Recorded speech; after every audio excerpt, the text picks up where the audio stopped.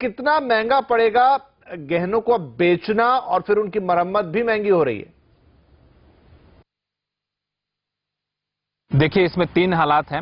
एक हालात यह है कि आप ज्वेलर के पास जाते हैं, अपनी पुरानी ज्वेलरी ज्वेलर को देते हैं। ऐसी सूरत में ज्वेलर आपसे 3% का जीएसटी वसूल सकता है।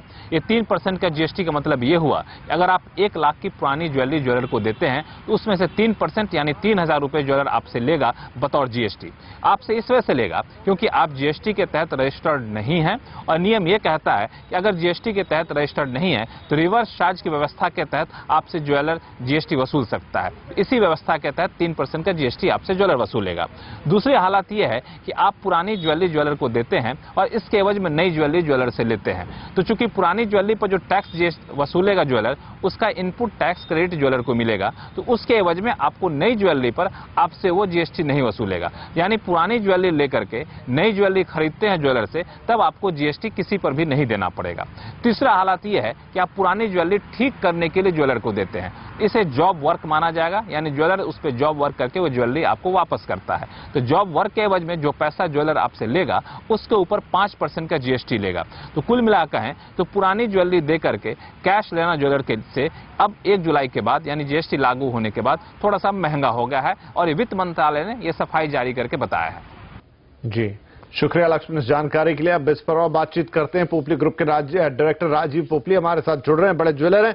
पोपली साहब, तो ये जो सफाई है सरकार की जीएसटी को लेकर, एक तो आपको मेकिंग चार्जेस पे 5% लगेगा, लेकिन इंपॉर्टेंट ये है कि अगर आप अब पुराना गहना बेचने के लिए जाते हैं तो उस पर भी 3% देना होगा।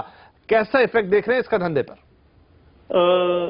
इसे रिवर्स मैकेनिज्म कहते हैं। तो रिवर्स मैकेनिज्म में हमें 3% एप्लीकेबल होता है ओल्ड गोल्ड पे। तो ये काफी इनकरेजिंग है। बेसिकली इसे सबको ऑन बुक्स ऑन रिकॉर्ड्स ला रहे हैं। That's the whole idea. भले वो आप ओल्ड गोल्ड देके ट्रांजैक्शन करे या कैश देके करे या क्रेडिट कार्ड से, whole idea is to keep everything on record. जो अक्सर ओल्ड गोल्ड पे होती थी कि वो ट्रांजैक्शन काफी ज्वेलर्स दिखा नहीं सकते थे, अब ये ऑन रिकॉर्ड हो जाएगी। क्या लेकिन इसका भार जो है वो जाने वाला ग्राहक के ऊपर, आप उन्हीं से बिल्कुल नहीं। इनफैक्ट इसमें कोई भार है ही नहीं। जो 3% जीएसटी है आपके न्यू परचेज पे वैसे भी लगने वाला था, अब यहाँ पे सिर्फ डिफरेंस पे लगेगा। जैसे आपका ओल्ड गोल्ड के जीएसटी पे लगता है और न्यू परचेज पे आपका वो कॉम्पेंसेट हो जाता है। तो कस्टमर को इसमें ज्यादा लीवेज नहीं है इसमें।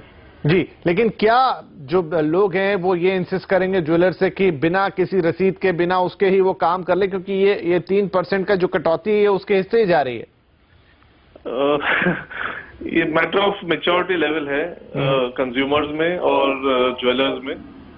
ये एक तरह की जीएसटी से ये इम्प्लीकेशन काफी सिंप्लीफाई होने वाली है। जो जीएसटी एप्लीकेबल है तो लगेगी ही, there is no second thought about it. But the good part is कि जो कंज्यूमर्स बदली करते थे गोल्ड, वहां जीएसटी एप्लीकेबल अब रिवर्स मैकेनिज्म में आएगा। तो एक अच्छी बात है in fact to keep it on record. बहुत शुक्रिया हमसे बातचीत करने के लिए राजीव पोपली साहब।